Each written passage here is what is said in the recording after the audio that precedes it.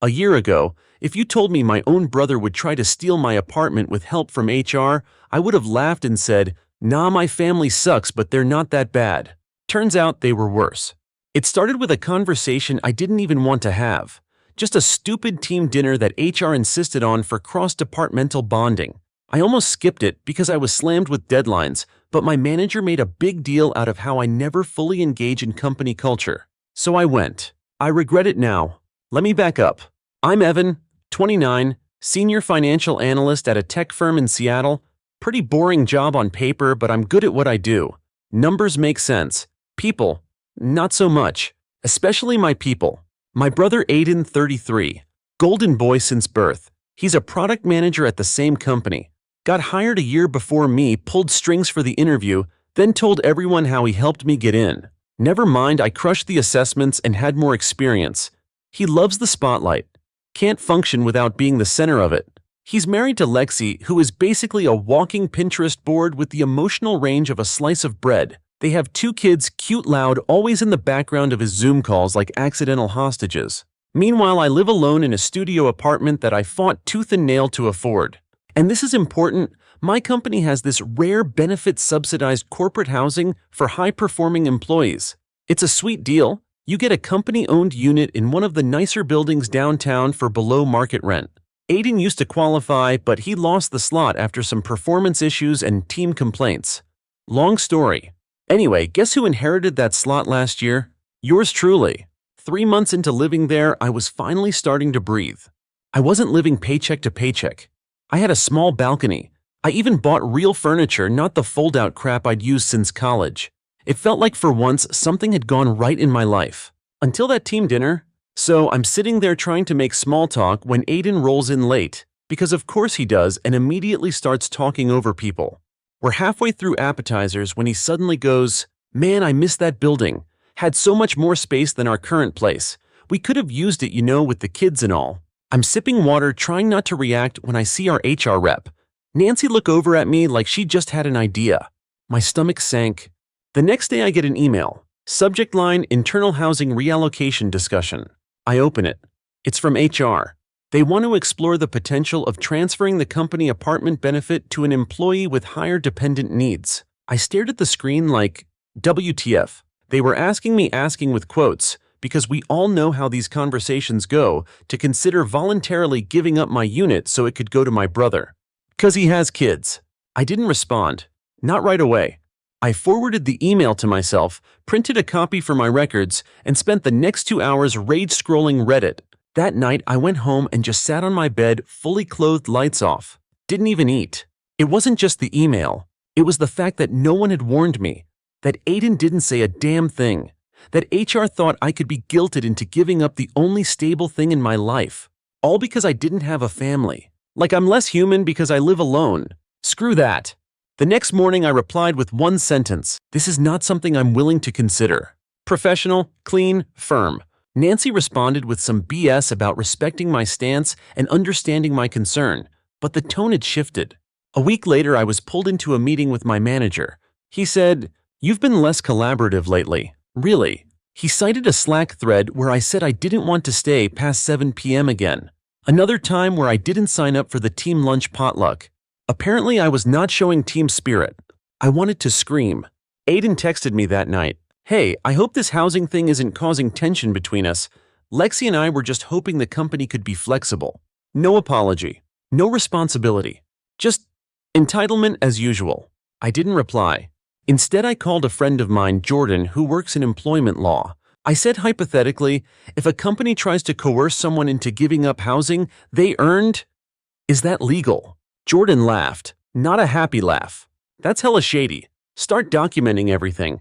Save every message and don't say anything in meetings unless you're recording. So I did. I bought a small audio recorder.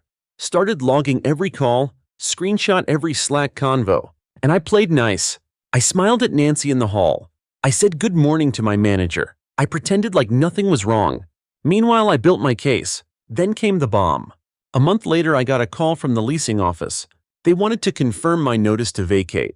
I said, "What notice?" They said they received an internal form from HR submitted under my name authorizing the transfer of my unit to another employee. I felt my heart stop. I asked for a copy. When they emailed it over, I damn near lost it. It had my name, my employee ID, even a forged signature that vaguely resembled mine from back when I signed onboarding docs.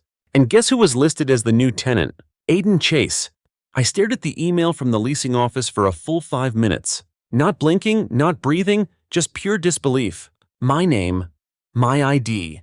A signature that wasn't mine, but close enough to raise questions if you weren't paying attention. And right there in bold, new authorized occupant Aiden Chase. They didn't even try to hide it. No finesse, no warning. They just took, like I was a placeholder in my own life. I called the leasing office immediately. Hi, yeah, there's been a huge mistake. That notice to vacate, I never signed it. That's a forged document. The woman on the other end, God bless her, paused, then quietly said, I thought it seemed off. We've had trouble with HR overstepping before. That one sentence lit a fuse inside me. I hung up and called Jordan. I was pacing in my kitchen holding my laptop with one hand and a frozen burrito in the other like I was about to beat someone with it. Jordan picked up and I blurted out. They faked a vacate request under my name. Silence. Then, Evan, that's felony level. That's identity fraud. That's forged consent tied to a lease agreement. I hope you've been saving everything. I had. Emails, Slacks, screenshots. That recorded meeting with my manager casually suggesting that I consider the needs of the team. Jordan was calm but firm. Get everything to me. Tonight. I'll have my partner look into civil action, but if they use that document to access your unit or move anything, that's criminal. I froze. Wait, what do you mean, access my unit? I mean, you need to get home now. I bolted out the door. No coat, just keys, phone, laptop.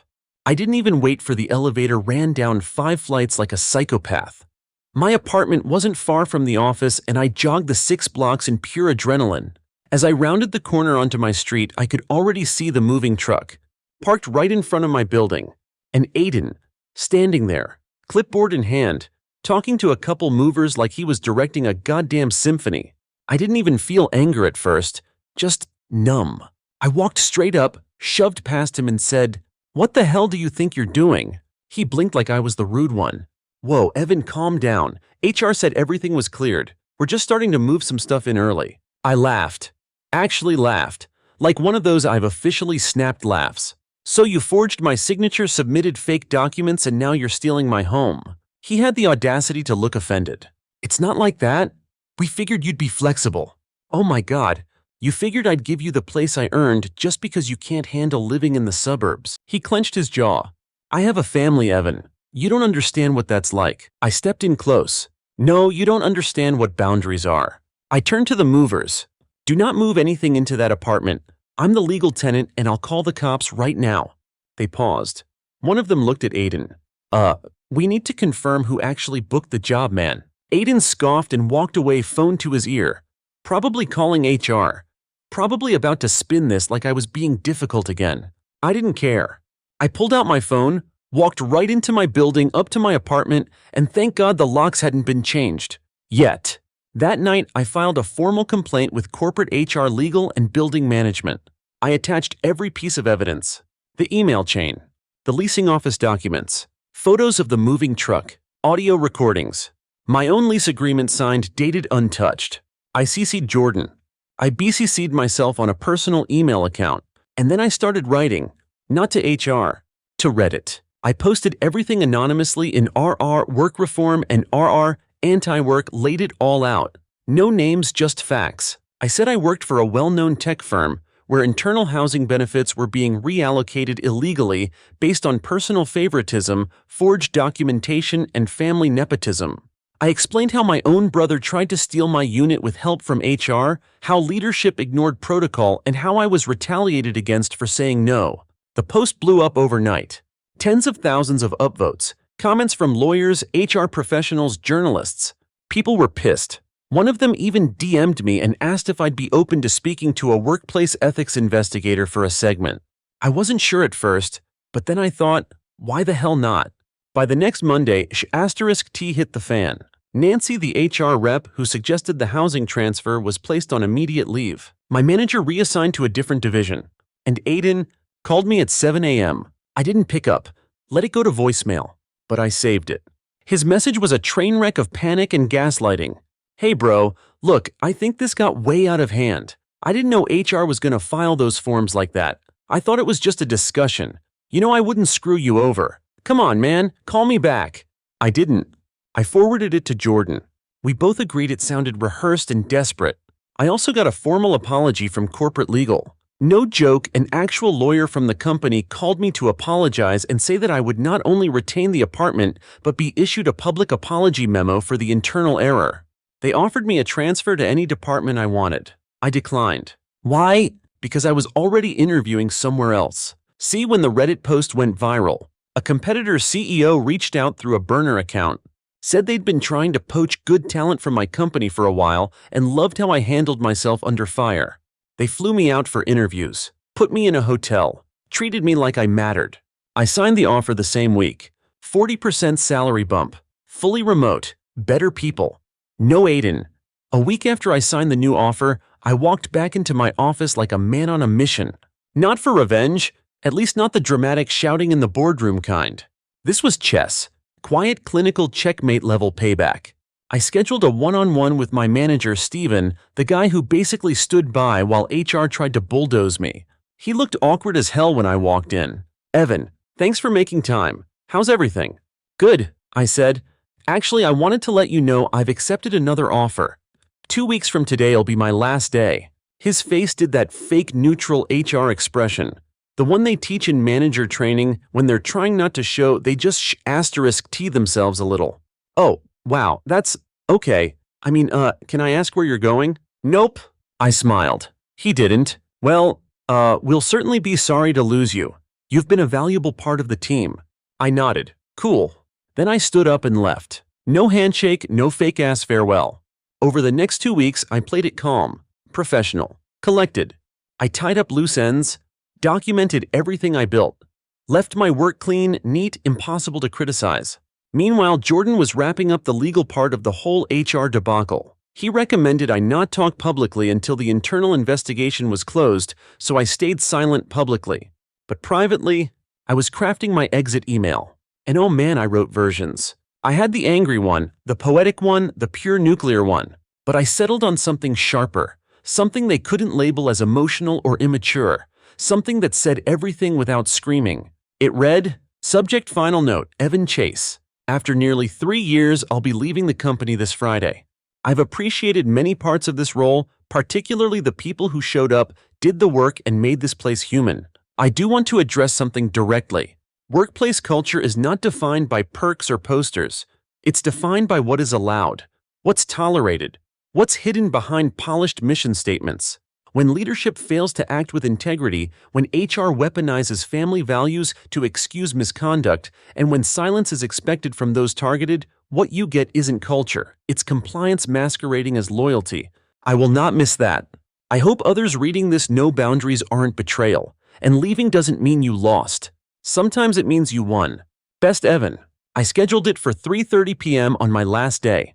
Right after I turned in, my badge wiped my computer and walked out the door for the last time. The timing was intentional. Because guess what happens at 4 p.m. on Fridays in my old office? All hands meeting. My email dropped right in the middle of it. I found out later that HR scrambled hard after that. People started asking questions. Someone leaked parts of my Reddit post to a Slack channel. Others forwarded my email to department heads. The internal fire they tried to bury, it flared right back up. Nancy resigned the following week. No farewell cake. Steven got moved to an advisory role with no reports. And Aiden, he wasn't fired, but he might as well have been. Apparently, no one wanted to work with him after everything came out. His team splintered.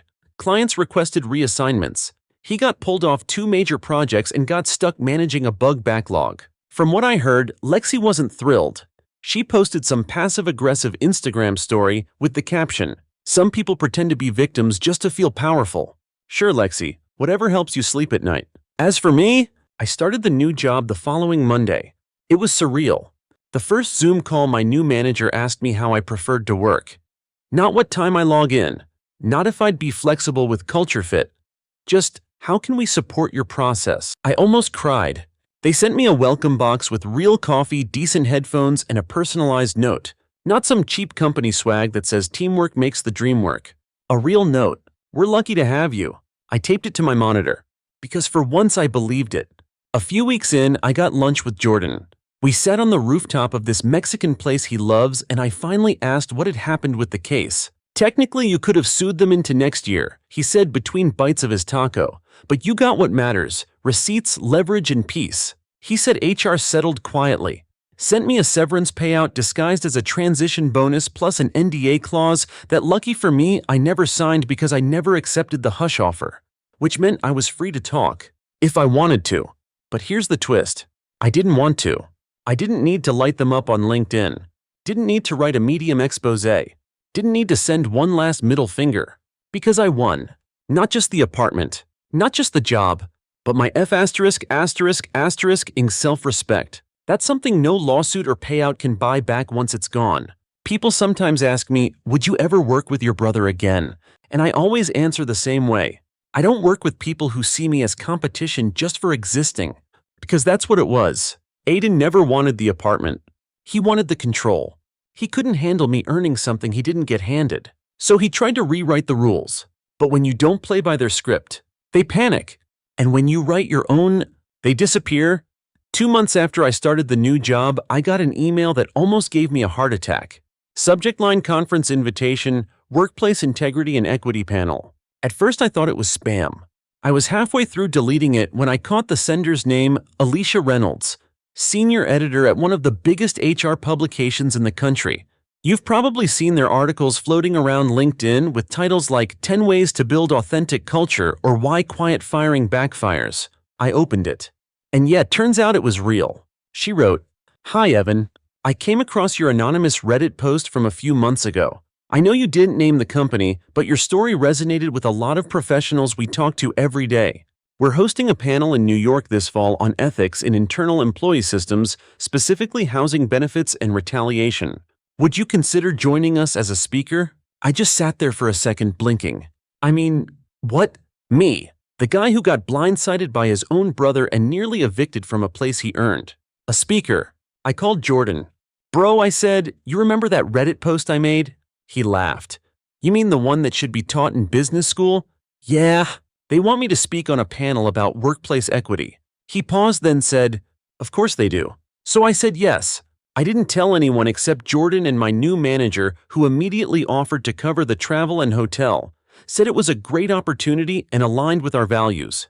I'm still not used to that, working somewhere that actually backs you up without an asterisk. Fast forward to October.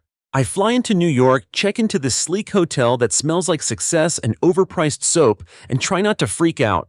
I'm slotted for a breakout panel titled, "When Culture Becomes Control, Navigating Coercion in the Name of Team Fit." Not gonna lie, I felt imposter syndrome punching me in the gut. Who the hell was I to talk about this stuff? But when I walked into the room and saw people taking notes as I spoke, nodding, some even tearing up, I realized something. This story wasn't just mine anymore. After the panel, Alicia pulled me aside. "You should write about this," she said. "Not just for Reddit, for real. People need to hear it." I told her I'd think about it. What I didn't tell her I already had. See, ever since I left my old company, I'd been journaling like crazy.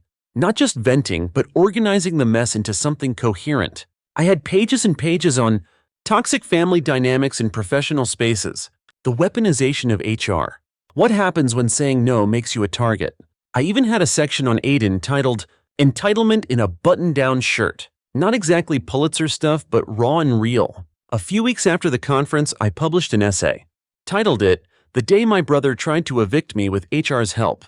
Didn't name names, didn't violate any NDAs, but it was clear, honest, surgical. The response, insane. It got picked up by Medium's top workplace section. A career coach newsletter featured it. A podcast host DM'd me to ask if I'd come on and talk about toxic loyalty and silent sabotage. I said sure, why not? Then came the twist. Someone from my old company sent me a screenshot. It was from an internal Slack thread, people sharing my essay. At first it was just shocked reactions. Wait, was this us? Then anger. This sounds exactly like what happened to Evan. Then came the questions. Why did leadership ignore this? Did HR really forge forms? Apparently the leadership team held an emergency town hall to do damage control. Aiden, he tried to play it cool, acted like he didn't know what anyone was talking about. But someone finally called him out. You didn't know you tried to move your furniture in before Evan even left. Caught. Right there. And apparently, he didn't have a good comeback, just stammered something about following up on a pending conversation. A week later, he was let go. Company line was mutual separation, but we all know what that means. I didn't cheer, I didn't gloat. Because honestly, I didn't care anymore. By then I had moved on. Fully. I had new coworkers who respected me. A balcony where I drank coffee in peace. No one trying to guilt-trip me for not having kids. I even adopted a dog. A lazy pit bull named Milo who snores like a chainsaw and is weirdly obsessed with documentaries. He doesn't judge, he doesn't steal. He just exists peacefully. Kind of like me now. Then came one more unexpected message. From Lexi. Yeah, Lexi. I almost didn't open it. But curiosity got me. It said, I don't expect you to reply. Just wanted to say, I didn't know everything. I saw what Aiden tried to do. I'm sorry for being part of the pressure. I should have said something. No excuses, no performative guilt. Just acknowledgement.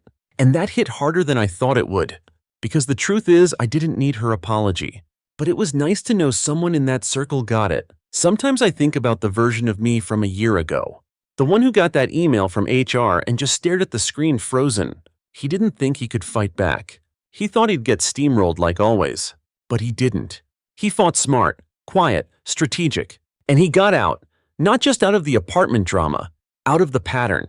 Out of the role where being helpful meant being expendable. A few months after everything went down after Aiden got canned and my essay started making its quiet little rounds, I got a Slack message from someone at my old company. Her name was Priya, UX designer. Quiet sharp, didn't get involved in gossip. We worked on one cross-department project about 2 years ago, and I remembered her because she actually treated me like a person, not just a function. The message just said, Hey Evan, hope it's okay I'm reaching out. Your story, I think the same thing might be happening to me. I sat up. She explained that she was being pushed to give up a parental leave extension she was entitled to. HR said they restructured the policy and now needed her to return earlier to ensure team stability. Only thing is, 2 guys in engineering had gotten longer leave periods just a few months earlier. One of them newly promoted, the other dating the HR assistant director. Yeah. And get this, when Priya tried to question it, she got hit with a sudden performance improvement plan out of nowhere. Her manager started nitpicking everything. Slack messages, tone in meetings, even failure to align culturally. Sound familiar? She didn't know who else to talk to. She said when she read my post, her stomach dropped because it was like watching her own story play out from a different seat.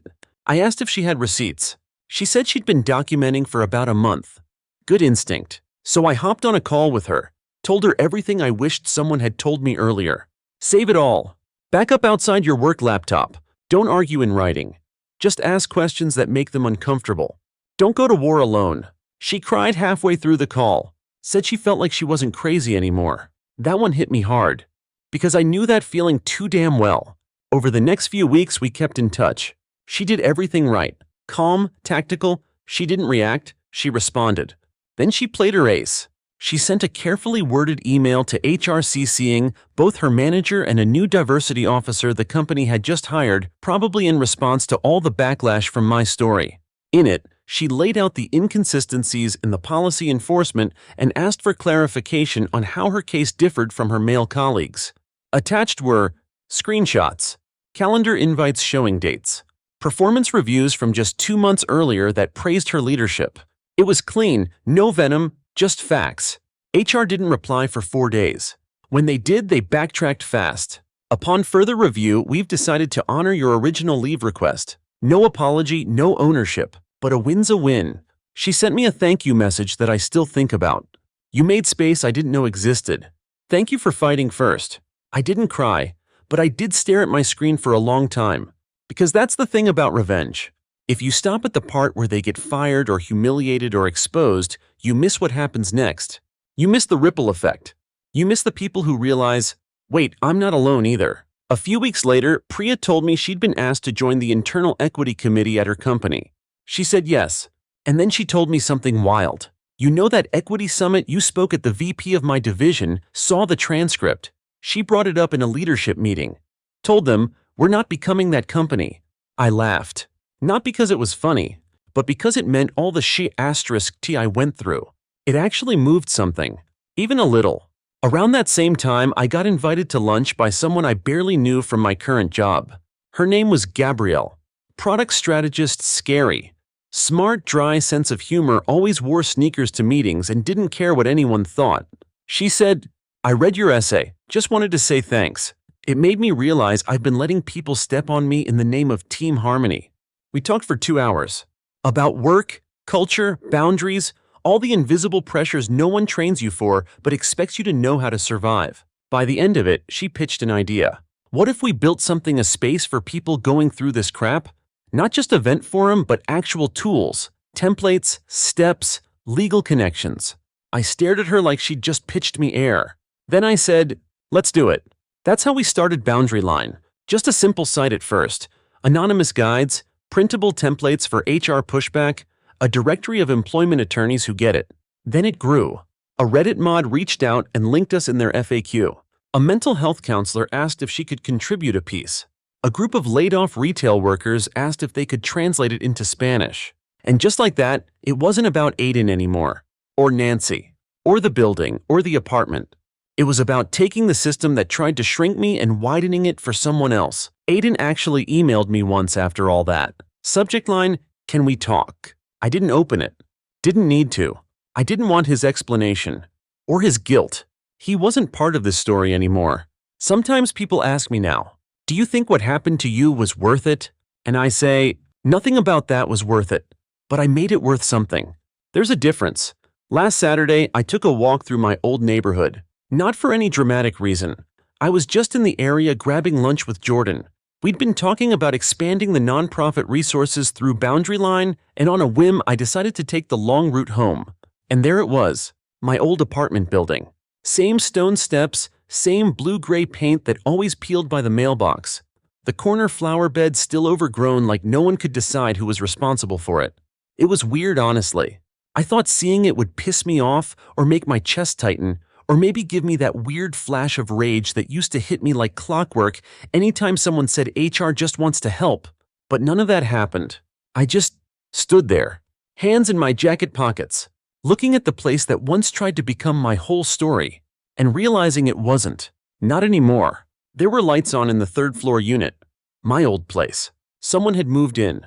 They had warm light bulbs, none of that cold fluorescent crap. A bike was chained to the railing. A plant in the window. Music drifted through the open pane. I couldn't hear the song, but it didn't matter.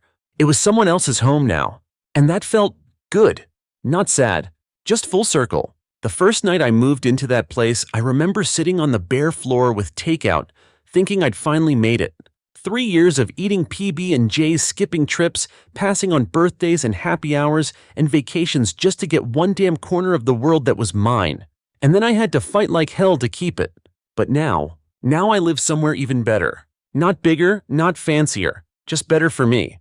There's no resentment in the walls, no echo of people who see me as a resource instead of a person. Just silence, and Milo's weird snores, and peace. When I left the old building that day, I didn't look back. Not out of pride, just because I didn't need to. The story didn't live there anymore. It lives in the people who messaged me afterward. The ones who said they found their voice because someone else spoke up first. It lives in Priya, in Gabrielle, in the moderators who linked our guides, in the barista who recognized my name and whispered, "Hey, I read your piece, thank you." It lives in every person who now knows, you don't owe anyone your silence just to keep the peace. Aiden hasn't reached out again. Not since that last email I never opened. Sometimes I wonder what he'd say if we ran into each other. What he'd try to explain or justify or reframe. But I already know how I'd respond. I wouldn't. I'd nod, maybe, maybe not, then keep walking, because we both know the truth. He didn't lose the apartment. He lost access to me. That's the part that hurts people like him the most, not the stuff, the disconnection, the realization that they don't get to benefit from your presence anymore. It's wild how long you can go thinking you're the one who's broken. Because you say no, because you want space, because you ask for fairness, because you don't bend when bending would have made everything easier. But you're not broken. You're awake. And when you wake up, people will hate you for it. Not because you did anything wrong, but because your boundaries make them look in the mirror. And people like that, they can't handle the view. This week marks 1 year since the forged lease document. 1 year since the moving truck. 1 year since I stopped apologizing for protecting myself. I'm not bitter. I'm not angry. I'm just free. And that's not dramatic. It's not poetic. It's real. Freedom for me looks like logging off at 5 and not checking email again until Monday. Having savings. Drinking coffee slowly instead of like a survival fluid. Letting silence just be silence, not a warning. Saying no, that doesn't work for me, and not panicking afterward. That's what revenge really is. Not the big scene, not the confrontation, not the courtroom fantasy. It's building a life so good that the people who tried to destroy you don't even make the cast anymore. I still write. Still get the occasional DM from people who just need someone to say you're not crazy. I always answer. Even if it's just a sentence. Even if it's just a thumbs up or a link to a resource. Because I remember what it felt like to scream into the void and wonder if anyone out there had ever gotten out. They have. They do. They will. One of the last things I did before leaving my old job was delete all the company Slack messages I'd saved. Not because I forgave them, but because I didn't want to carry their mess into my future. You don't have to keep everything that hurt you just to prove it happened. Sometimes the cleanest closure is no longer needing the evidence, just the wisdom. If you're reading this and you're in the middle of it, whatever it is, I won't tell you it'll get better tomorrow. But I will tell you this. You are not weak for being tired. You are not dramatic for feeling betrayed. And you are not disloyal for wanting peace. It's not your job to set yourself on fire to keep people warm. Let them find their own matches. You build something better. And when you do, don't apologize for it. Thanks for sticking with me. It wasn't pretty. It wasn't polished. But it was real. And sometimes that's all we need. Story 2. If you'd told me last year that my brother's wife would accuse me of sabotaging her pregnancy over a guest room, I would have laughed. But here I am living through what feels like a soap opera, starring me as the villain. I'm Tessa, 29, and up until recently, I thought my family was solid. My older brother Nate is 5 years older than me. We've always been close, the kind of siblings who still share inside jokes from childhood and check in during holidays with nostalgic texts. When our parents divorced when I was 10, he stepped up almost like a second parent. So when Nate married Claire 3 years ago, I made an effort to be welcoming. Not because I loved her on sight, I didn't, but because she was important to him. Claire's the kind of person who smiles with her lips, not her eyes. Polished, elegant, perfectly put together in that effortless way that makes people either admire you or feel completely beneath you. At first I brushed it off as insecurity on my part. Maybe she was just shy. Maybe we had different personalities, but it became harder to ignore the way she made me feel.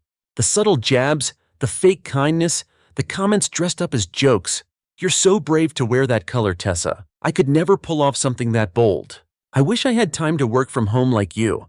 Must be nice not to have a real boss. Stuff like that. Annoying but not aggressive enough to start a fight over. I stayed polite, bit my tongue, focused on Nate's happiness. That's what mattered, right? I kept my distance, saw them at family dinners, birthday parties, and the occasional holiday brunch. I never felt welcome in their home. But I didn't make a fuss. Then 2 months ago, Claire called me out of the blue on a Sunday afternoon. We don't talk on the phone. We barely text. So yeah, I knew something was off. She started cheerful, overly sweet, the kind of voice someone uses when they're about to ask you for something they know you're going to say no to.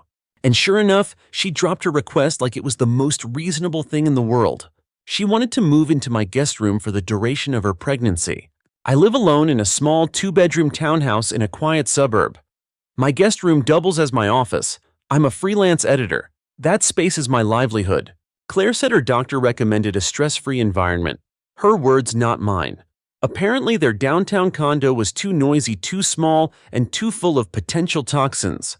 My place with its trees and birds and silence was the ideal sanctuary. 9 months. She wanted to live in my house for 9 months. I paused, blinked, gave her a soft, "I'm sorry, but that won't work for me." I explained why calmly. I wasn't rude, I just said no. Her tone flipped instantly. Suddenly I was heartless, selfish, putting my career above a baby's well-being. She didn't yell, she didn't cry.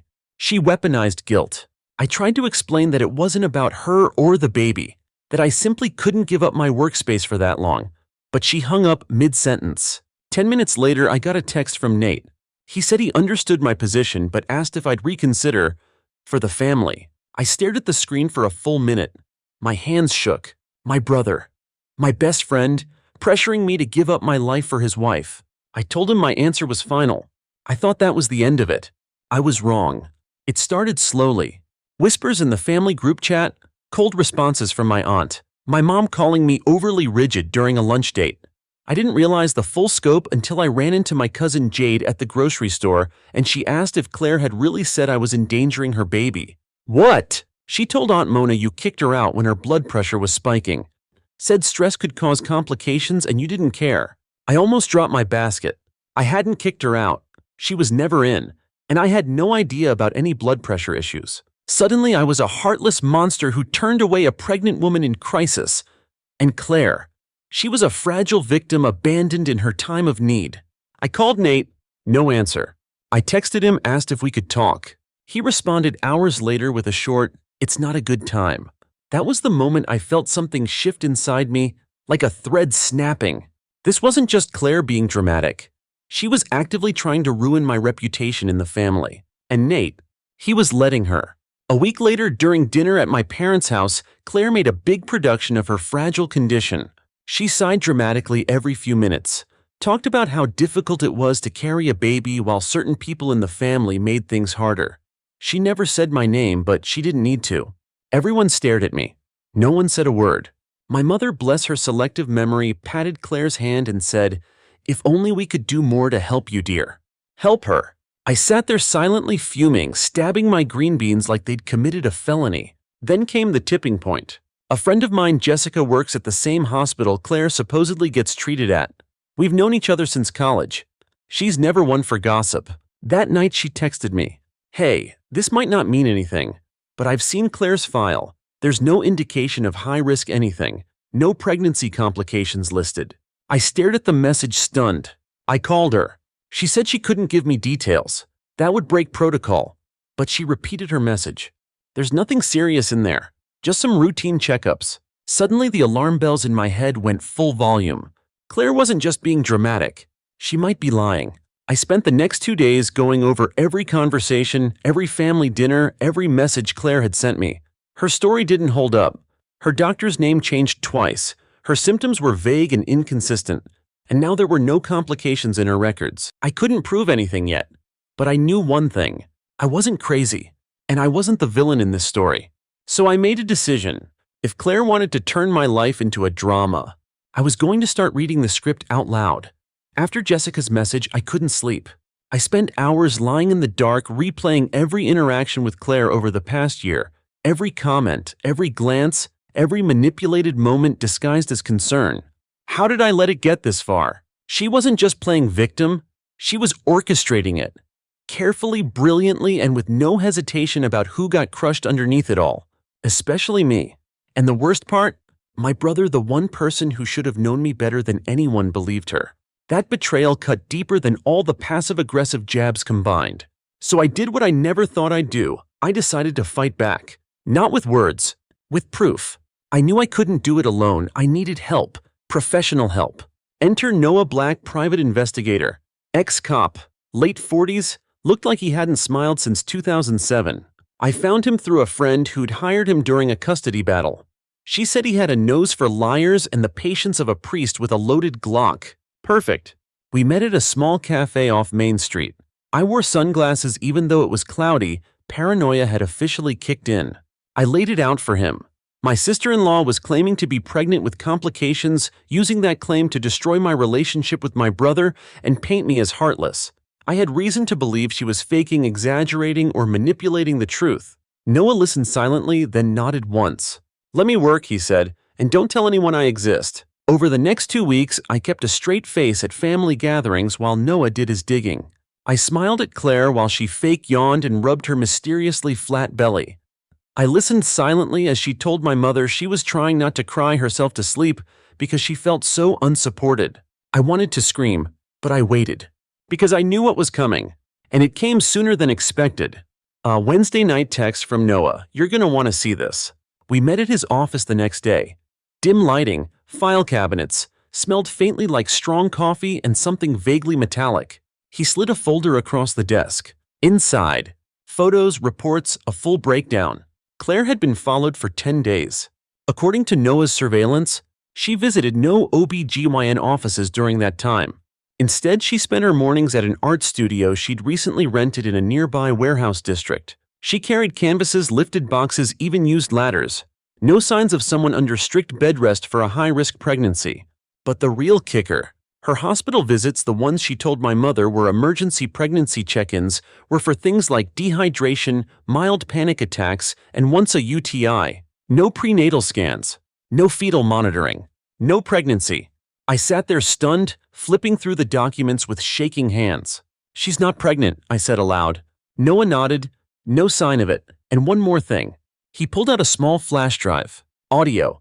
Got it through her studio's open window. She was talking to someone named Natalie. I played the file. Claire's voice filled the room. "It's not like I want to lie. I just needed that room. It's perfect. Quiet, great lighting. I can't work in our place. Nate's always around and the smell of paint makes him gag. This was the only way." Natalie. "You told them you were pregnant to get your sister-in-law's room." Claire laughs. "They believed it, all of them. Honestly, manipulating them was easier than I expected. Especially Tessa. She's so uptight it was obvious she'd say no makes her the villain automatically." I pressed pause. My stomach twisted. There it was. Claire in her own voice admitting she faked a pregnancy because she wanted a spare room for painting. And she used my brother, my family, and a fabricated health scare to do it. I wish I could say I cried. That I broke down in Noah's office from relief or shock or heartbreak. But I didn't. I smiled. Not because I was happy, but because I finally had a way to stop her. And I was going to make damn sure she never did this to anyone again. Over the next few days, I planned my move. Quietly, carefully. I didn't tell Nate. Not yet. I needed everyone in the family to hear it at once. No twisted version, no warnings, no spin. So I called my mother and asked her to organize a family dinner. "I want to make things right," I said softly. She sighed in relief. "That's all I've ever wanted." I almost laughed. Sunday night, the setup. We met at my parents' house, cozy dining room, long table, tension so thick you could chew it. Claire showed up 15 minutes late as always with one hand on her belly and the other on Nate's arm. Her expression was neutral, but her eyes scanned the room like a chess master calculating the board. Nate looked tired, distant, like someone who didn't know what side of the story to believe anymore. Perfect. I waited until dinner was cleared and everyone was sipping wine or tea. Then I stood up. "I want to say something," I began. Claire's eyes flickered. Everyone turned to look at me. "I know things have been tense lately. I know there have been stories." Claire smirked slightly. My mother looked hopeful. "But I've done some digging, and I want to share what I found." I placed a stack of documents on the table. "These are Claire's hospital records from the last 2 months. A pause. Silence. I continued. "They show no pregnancy, no prenatal care, nothing suggesting complications, just minor unrelated symptoms." Murmurs started. Claire sat up straighter. "That's private medical information, how dare you?" I cut her off. "And here," I added, holding up a small speaker, "is an audio recording of Claire telling a friend that she faked her pregnancy to get access to my guest room." Then I hit play. Claire's voice loud and clear. It was the only way, and Tessa walked right into it. Gasps around the table. My mother paled. My cousin dropped his fork. Nate's eyes widened in horror. Claire stood suddenly. "This is twisted. You're manipulating this." I shook my head. "No, Claire. That's your specialty. Mine's telling the truth." For a full 10 seconds after I hit play, no one spoke. Claire's voice spilled out of the speaker, raw and arrogant. "If I have to fake a pregnancy to get that room, so be it. Tessa always makes it easy. She's uptight and the family worships her. This time I wanted something for me." When the audio ended, the silence was heavier than any argument. Claire's face drained of color. She opened her mouth to speak, but no words came out. My mother sat frozen, one hand covering her lips. My father blinked like he hadn't processed it yet. And Nate, my brother, my closest person, looked like he had been punched. I watched them all quietly letting the moment settle. Claire finally spoke. That was taken out of context. Her voice cracked, the same voice she used when she played the concerned, delicate mother-to-be. "Out of context," I repeated. "You lied to our entire family. You said you were pregnant. You said I was putting your baby's life at risk." She turned to Nate. "Please tell them you believe me. This isn't what it sounds like." Nate didn't move. "Is it true?" he asked, barely above a whisper. Claire tried to touch his arm. He pulled away. Nate, come on. You know how stressed I've been. You know how hard it's been for me since we moved. I just needed space. So you faked a pregnancy to get a spare room? He interrupted, voice trembling. You made our whole family think you were in danger. You dragged Tessa's name through the mud. For art? Claire's mouth opened, closed. She looked around the room for a lifeline. None came. Even my mother, who had clung to Claire's every word for months, stared at her with tears in her eyes. You let me think I was going to be a grandmother, she whispered. Claire's response was barely audible. I never actually said I was pregnant. I shook my head. You wore the outfit, you faked the nausea, you told us you had doctor's notes. And when I refused to give up my home, you made me the villain. Claire turned on me, rage finally cracking through her fragile facade. You were never welcoming. You never liked me from day one. You made me feel like an outsider and acted like this perfect sister Nate was lucky to have. You always had to be the better one. I didn't need to be the better one, I replied quietly. You did that for me. After she stormed out of my parents' house, the room sat in stunned silence. Then Nate stood up and followed her. Not to defend her, just to leave. Everyone else stayed. No one said a word for a long time. Eventually, my mother asked to see the medical reports. I handed them over. She read through them slowly, tears tracking down her cheeks. I believed her, she murmured. I doubted you. I even begged you to change. And all this time, it's okay, I said, though, it wasn't. Not yet. But I meant it. Because now they finally saw her for who she was. The days that followed, Claire went quiet. No texts, no phone calls, no apology. She didn't show up to family dinners. My parents stopped mentioning her. The silence spoke volumes. Nate stayed with our parents for a few days. He didn't call me at first, and I didn't push. But when he finally reached out, it wasn't with excuses. It was with heartbreak. Can I come over? He asked over the phone. I need to talk to you. He arrived the next evening looking older than he had 2 weeks before. Unshaven, sleepless. We sat on my couch, neither of us talking for a minute. Then he said, I feel like the dumbest man on earth. I didn't argue. I wanted to believe her so badly, he continued. When she first told me she was pregnant, I cried. It was the first time I'd seen myself as a dad. And I guess I never stopped holding on to that fantasy. I nodded. I get it. You loved her. You wanted to believe the best. He looked at me, eyes red. But I hurt you. I let her turn me against you. I swallowed. Yeah, you did. I'm sorry. The words weren't loud, but they were real. I don't expect it to be okay right away, he said, but I want to rebuild this. You and me. I didn't cry. I thought I would, but instead I just said, then let's start. And we did. Claire's final move. A week later, she tried to rewrite the narrative. She posted on social media a carefully worded caption next to a grayscale photo of an empty nursery. Sometimes loss comes in forms we don't expect. I wish people were more compassionate. I wish the truth didn't get twisted. No comments allowed. Just a flood of vague sympathy from strangers who had no idea what really happened. She texted my mother 2 days later. I wasn't lying. I was confused. It was an early loss. It's not my fault Tessa couldn't understand my grief. My mother didn't reply. She texted Nate. You let her humiliate me. You broke our marriage. He blocked her. She never contacted me. Not that she needed to. She'd already tried to ruin me once. She knew better than to try again. 1 month later, closure. The divorce papers were signed quickly. No kids, no property to fight over. Claire didn't contest anything. My cousin Ryan, a lawyer, said it was the cleanest separation he'd ever seen. She knows she can't win, he told me. Not in court, and definitely not in the court of public opinion. Still, I didn't feel triumphant. I didn't feel like a winner. I felt free, like a fog had lifted, like I could breathe without looking over my shoulder. My family changed too. My mom apologized again, genuinely this time. She said she felt duped, like she had failed both of us. It's easier to believe the person who's crying the loudest, she said, even if it means silencing the one who's telling the truth. We're rebuilding slowly. Our relationship's stronger now because we've been through the worst. My dad took me out to lunch and said, you handled that better than I ever could have. That meant more than I expected. And Nate, he's taking time for himself. Therapy, reading, staying off dating apps. We've had real conversations, raw ones. He told me he should have listened. I told him I understand why he didn't. Forgiveness doesn't erase the past, but it helps write the future. Me. I got my office back, repainted it, bought a new desk, Got a couch for the corner. I named it the drama-free zone. No more bending over backwards for people who treat me like a backup plan. No more giving benefit of the doubt to someone who weaponizes empathy. Claire thought she could manipulate her way into comfort. What she didn't realize was that I wasn't the soft-spoken doormat she imagined. She picked the wrong person to turn into a story. 6 months.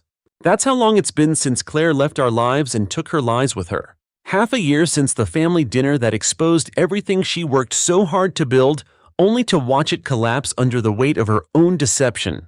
In the beginning, I kept expecting a twist, a final email, a surprise phone call, some last attempt at a smear campaign. But nothing came. Just silence. She disappeared. No holiday cards, no check-ins, no apologies. And honestly, that was the best gift she ever gave me. Life after Claire. The first few weeks were like coming up for air after holding your breath for too long. My phone stopped buzzing with guilt trips. No one asked me to be more understanding. My parents no longer tiptoed around topics involving Claire. It was like a collective exhale swept through the family. Nate and I grew close again. Not the same as before. Something different, deeper. He'd show up to my house on random Wednesday nights with takeout. We'd watch dumb movies or talk about everything and nothing. He never said her name and I never asked. Healing doesn't need commentary, it just needs space. He once said I didn't just lose her. I lost who I was when I was with her. And I understood that more than he knew. The room that started it all. My guest room, the one Claire tried to steal through manipulation, sat empty for a while. I couldn't bring myself to use it. Not because it held memories of her. It didn't. It just reminded me how fragile trust could be when someone decides to twist it. Then one morning I woke up, brewed coffee, stood in the doorway of that room and decided it was time. Time to make it mine again. I donated the old desk, repainted the walls a soft sage green, added shelves, artwork, warm lighting. I turned it into a creative space. A room for writing, sketching, meditating, a room to dream in, not defend. I reclaimed it, symbolically and literally. And the best part, every time I walk past that room now, I don't think of Claire. I think of peace. Claire's final attempt. It came as a whisper, a screenshot from a mutual acquaintance. She'd resurfaced on a new social platform, new profile picture, different name, same smile, posting vague stories about betrayal and toxic in-laws, fishing for sympathy in a new pond. Some strangers believed her, others didn't. I stared at the post for a full minute. Then I blocked her. Not out of anger, out of indifference, because I didn't need revenge anymore. I already won. A letter from Nate. 2 months after the divorce was finalized, Nate sent me something in the mail. Not a text, not an email, a real handwritten letter. Inside was a photo of the two of us as kids building a blanket fort in the living room. I must have been 5. He was 10. We were both grinning, all teeth and wild hair. Attached was a note. Thank you for not giving up on me, even when I was being blind, even when I didn't deserve it. You were always the strong one, and I'm proud to be your brother. I cried. Not ugly tears, not sobs, just quiet, grateful release. Because this wasn't just about exposing Claire. It was about restoring what mattered. Reputation repaired. The apology texts trickled in from family members who once doubted me. Some were short, some were heartfelt. Most started with "I should have known better." I didn't need them, but I appreciated them. One by one I responded. Some I forgave fully. Others I kept at a polite distance. Boundaries. My new favorite word. I realized something important during all of this. Being the bigger person doesn't mean letting people step over you. It means knowing your value and refusing to hand it over to people who wouldn't protect it. What I gained. Claire thought she could break me. She didn't realize she was handing me everything I needed to become stronger. Her lies built a fire, but I was the one who rose from it. I found clarity. I found truth. I found my voice. And I used it not to scream, but to speak calmly and walk away with dignity intact. Claire's legacy, her own consequences. Last I heard, she moved 2 cities over, tried starting over, failed job interviews, broken friendships, a reputation that now carried a shadow of suspicion. You can only lie to so many people before the truth follows you. She sent Nate one last message months after it all ended. Just 4 words. "Do you ever miss me?" He didn't answer. He showed me the text, laughed once, and deleted it. Then we went back to watching our movie. Me. I wrote about it. Not in a tell-all revenge kind of way, but in a "here's what manipulation looks like when it dresses in silk and smiles" kind of way. I submitted a piece to a wellness journal. They published it. Title: The Guest Room: How I Reclaimed My Voice, One Lie at a Time. It reached thousands. The emails poured in, strangers sharing similar stories. People thanking me for giving words to feelings they'd never said aloud. And for the first time in a long time, I felt truly heard. Final scene: a Sunday afternoon. I'm sitting on the porch with Nate. Our parents are inside prepping dinner. My dad's playlist is humming through the window, old jazz, soft and steady. We're talking about nothing again. It's peaceful. No tension. No secrets. No guests pretending to need my space. Just real family, real trust, real healing. And as I sip my tea, I look at the sky and feel nothing but gratitude. Not because of what happened, but because of what came after. Final words. Sometimes the hardest thing isn't speaking the truth. It's waiting for the world to hear it. But when they finally do, when the lies collapse and the masks fall, you realize you didn't need to prove your worth. You just needed to stop apologizing for holding on to it. Claire never got my room, but I got my life back. And in the end, that's the only victory that ever mattered. Story 3. I was sitting at my desk, drained from a grueling 12-hour shift, when my phone buzzed. I figured it was a message from one of my coworkers or maybe a delivery notification. Instead, it was from my younger brother, Evan. "Hey man, just wanted to say, don't stress about coming to the wedding. We're keeping it formal and tight. No hard feelings, okay?" I stared at the message, not quite understanding it. I paid for that wedding. Every dollar. The venue, the catering, the flowers, the band, even the custom-made wedding dress his fiancée picked out. It had been months of bills, invoices, and emails. But I did it because our parents asked me to. "You're the older brother, Mason," my mom said. "You're successful now. You can help." And I did, stupidly. I drained my savings for Evan's wedding. Not because I wanted to. I never even offered. But because guilt is a powerful motivator. And in my family, it's a currency. And now, I wasn't even invited. I called him. No answer. I called again, straight to voicemail. My stomach turned to ice. This couldn't be real. I took a shaky breath and called my mom. She answered on the second ring, sounding as cheerful as ever. "Oh, sweetie, I was just thinking about you." "Mom," I said, trying to keep my voice even, "what's going on with Evan's wedding?" She sighed, and I already knew I wasn't going to like what came next. "Well," she said gently, "Evan and Camilla are keeping things very elegant. It's a small, curated guest list." Curated. Like I was a random, distant cousin who barely knew the groom. "Mom," I said slowly, "I paid for this wedding, and you're telling me I'm not invited." "Now don't be dramatic," she tutted. "It's not personal. Camilla's family is very particular about appearances. You work so much, honey, and you don't really mix with their kind of people." I couldn't breathe for a moment. I gave up everything for this, Mom. I haven't had a vacation in 3 years. I put my own life on hold to support this family, and I'm not even good enough to be in the room. "Sweetheart, you're making this about yourself," she said with a forced laugh. "It's Evan's big day." I hung up, and then I sat there gripping my phone so tightly my knuckles turned white. This wasn't just about the wedding. It was the final blow after a lifetime of being taken for granted. Evan was always the star, the charming one, the one who got second chances while I got responsibilities.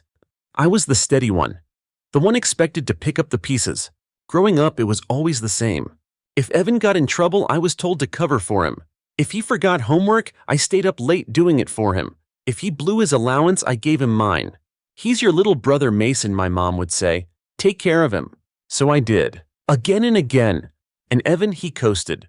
When he got older, he partied through college while I worked 2 jobs to help cover bills at home. When he dropped out, my parents told me to let him move in with me just for a few months. He stayed for 2 years, rent-free. Then came Camilla. She was intense, high maintenance, elegant in a way that felt more like performance art than personality. My parents adored her. Finally, their golden boy was doing something right. The wedding planning began immediately. "This is a once-in-a-lifetime moment," my mom said. "We want to make it magical." And by we, she meant me. First, it was the venue deposit, then catering, then music, flowers, lighting, photographer, honeymoon fund. Each time I protested. Each time they twisted it into guilt. "You're doing so well, Mason. Don't you want to support your brother's future?" I gave in, because saying no in my family wasn't just impolite, it was betrayal. Until now. This was different. This was betrayal. By morning, after no sleep and hours of turning it over in my head, my grief had hardened into something sharper resolve. I wasn't going to be their safety net anymore. I called my mom. She picked up immediately as if nothing had happened. "Are you excited for the big day?" she chirped. "Tell me the truth." I said, "Why wasn't I invited?" "Oh, Mason," she sighed. "We've already been over this." "No," I cut in. "You talked. I want the truth." Silence. "Then you're not really part of their world, honey. You work long hours. You're not polished like Camilla's friends. It would have been awkward." I let out a bitter laugh. "But I was polished enough to write the checks." "You're being dramatic again," she snapped. "Put Dad on." There was a shuffle. Then his gruff voice came on. "Mason, we're not doing this. Did you know I wasn't invited? It's their wedding. You're making a scene." "I paid for it, Dad." "Well, maybe it's for the best. You have a tendency to stir the pot." My chest burned. "You've been using me for years," I said. "Don't be ridiculous." "I'm done." "Excuse me." "You heard me. I'm done. Don't call me. Don't ask for anything. You made your choice. Now live with it." "Mason, don't be childish." I hung up. For the first time in years, I felt something close to power. Then my phone rang again. I silenced it. They could scream, manipulate, beg all they wanted. This time I wasn't going to break. I expected silence after that call. Maybe a few dramatic texts, some passive-aggressive voicemails. The usual. What I didn't expect was war. The next morning I woke up to 17 missed calls. 12 from my mom, 3 from my dad, 2 from Evan. All left voicemails. "We need to talk, Mason. This isn't how family behaves. You're embarrassing us. Why are you doing this to your brother?" I didn't answer. I didn't respond. I turned off my phone. An hour later, someone was pounding on my door like they were trying to break it in. I checked the peephole. My mother. I opened it just a crack. "Mom, what are you?" She shoved the door open and marched inside. I barely had time to react before she spun around, her face twisted in outrage. "What is wrong with you?" she snapped. I closed the door slowly, keeping my voice calm. "You mean besides funding a wedding I wasn't invited to?" Her lips tightened. "You're blowing this out of proportion." "No," I said. "You are." I said no.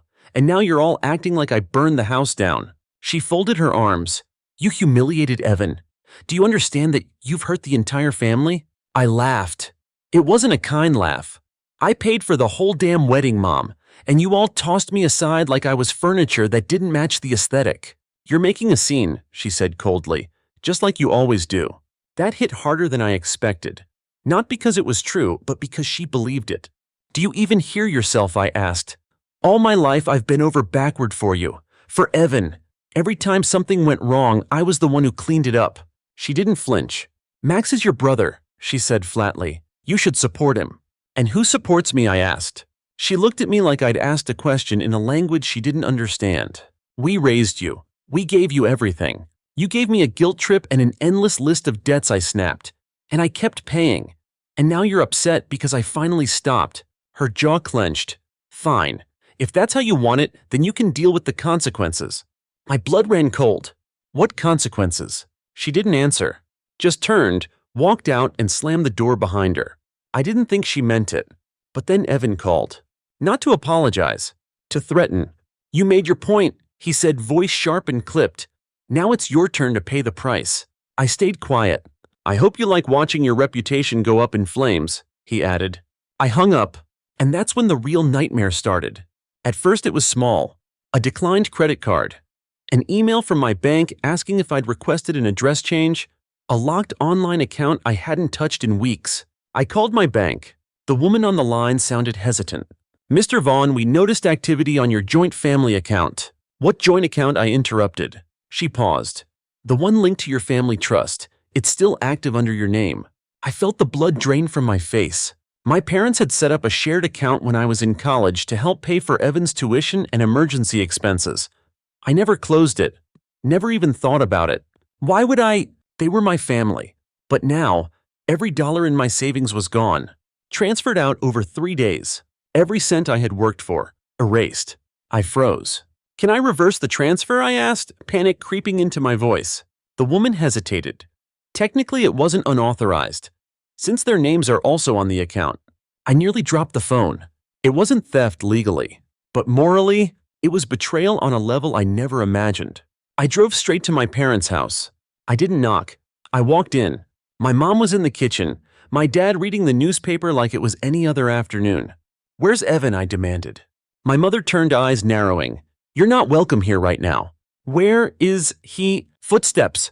Evan walked in wearing the same smug look he used to wear when he got away with cheating on board games. "Well," he said, "if it isn't the family martyr." I crossed the room and got in his face. "Give me my money." He didn't blink. "No." I shoved him against the wall. He smirked. "Go ahead, hit me, make a scene. That's what you do best, right?" I froze. He wanted that. A reason to make me look unhinged, aggressive. So I let go, stepped back.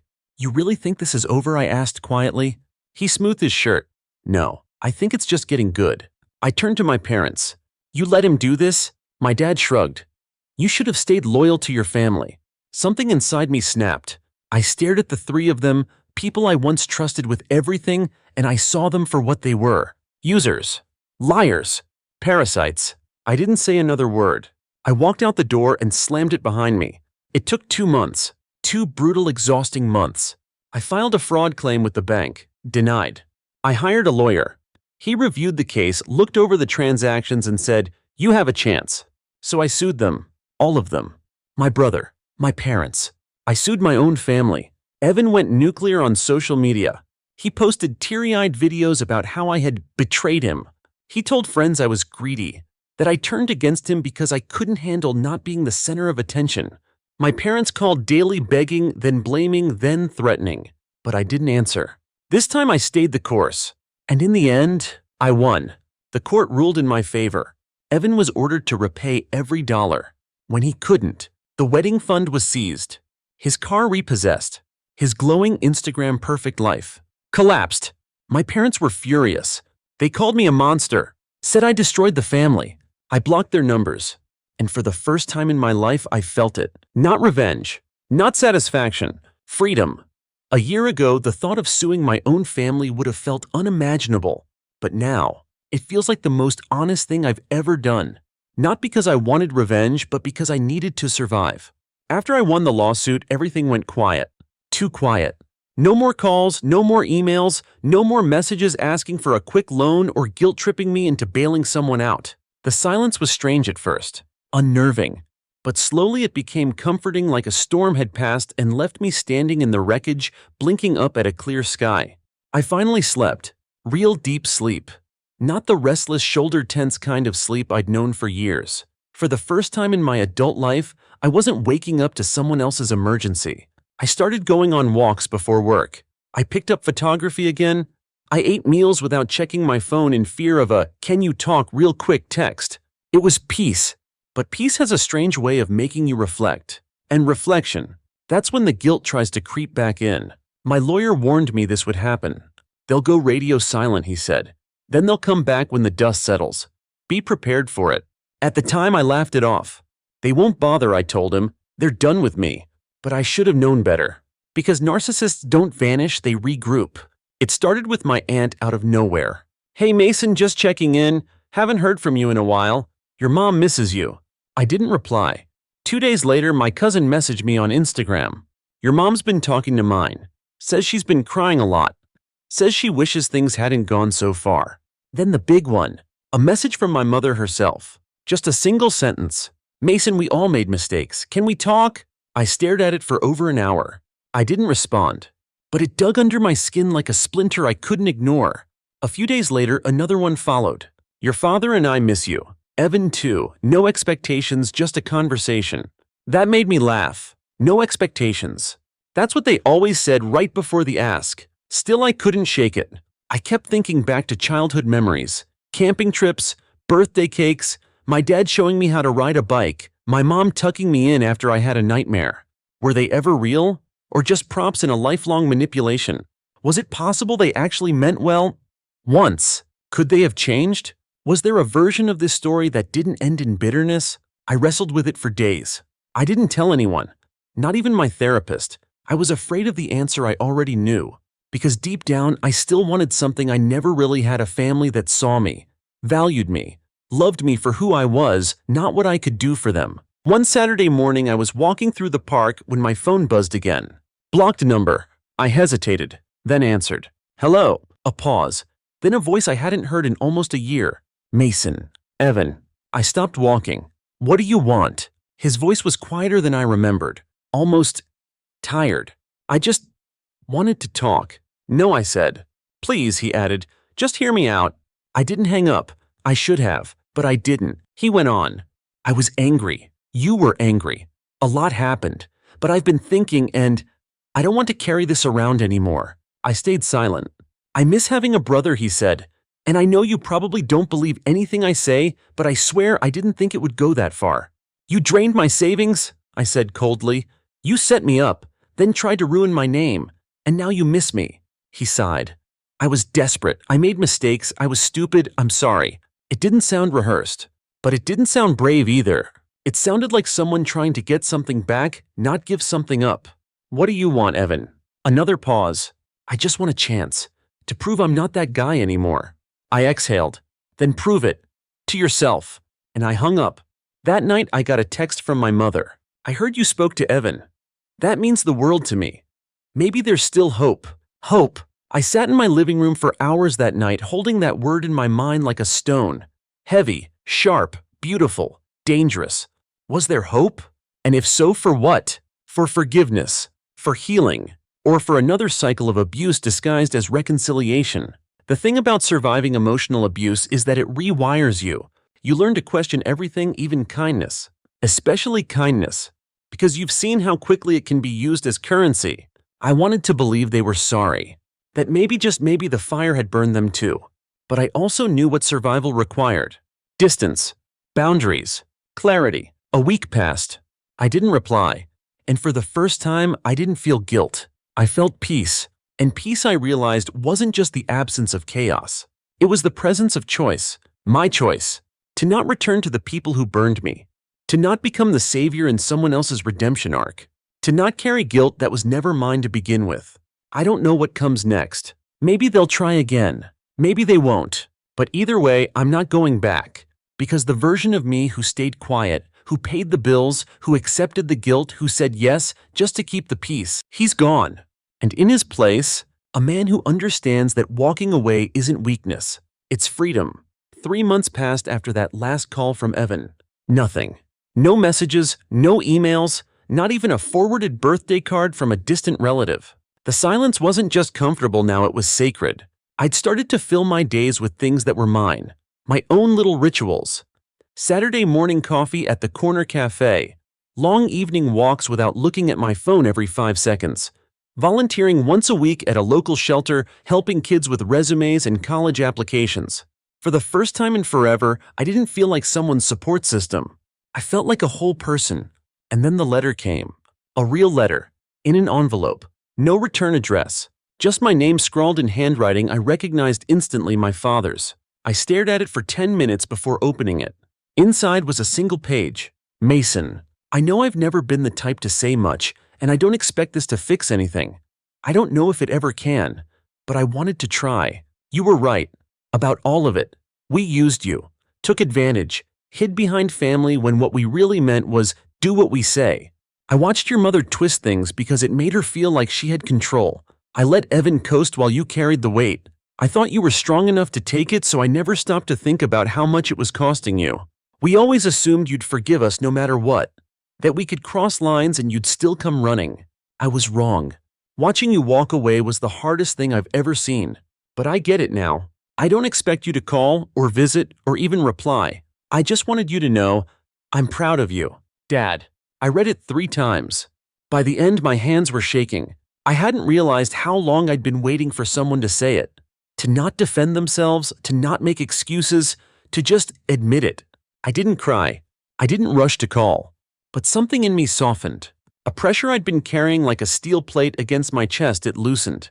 That same day, I got another message from Evan. A photo.